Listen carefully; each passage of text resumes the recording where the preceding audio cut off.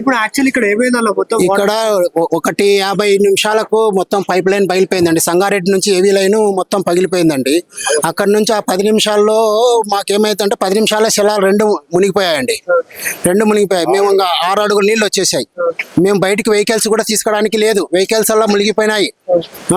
ఇప్పుడు ఇది జరిగింది, నెక్స్ట్ ఇంకో సాట కూడా జరగడానికి ఆస్కారం ఉంది. దానికి ఎవరు బాధ్యులు ఏం కథ అనేది మాకు అర్థం కావడం లేదు. సో అసలు ఇది ఎలా అయిందన్న, అసలు ఎక్కడి నుంచి వాటర్ రావడం వల్ల జరిగింది? ఇది సంగారెడ్డి నుంచి వస్తుందండి, ఏవీ లైన్ ఇది బెంగళూరు నుంచి వస్తుంటది.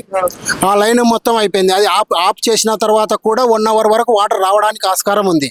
ఇప్పుడు ఈ లైన్ గాన వాళ్ళు గాన రీమోడల్ చేస్తే మంచిగా ఉంటుంది. రీమోడల్ లేకుండా దాన్ని ఓన్లీ అక్కడికక్కడే పైప్ లైన్ చేసిపోతే, రిపేర్ చేసిపోతే రేపు ఇంకో సాట కూడా పగడానికి ఉంది. ఇది 50-60 సంవత్సరాల పైప్ లైన్. ఈ పైప్ లైన్ ఏ విధంగా సాల్వ్ చేయాలనో అది మొత్తం గవర్నమెంట్ వాళ్ళు ఆలోచించాలి. గవర్నమెంట్ ఇంతకుముందు కూడా చాలా వరకు మేము చెప్పినాము, చేసినాము, అర్జీలు పెట్టినాము, అన్ని చేసినాము ఈ లైన్ మార్చాలని కూడా. ఇప్పుడు అది మార్చలేదు కూడా మాకు ఇంకా తెలియదు. ఇంకో చోట కూడా పగిలిపోవడానికి ఆస్కారం ఉంది మాకు.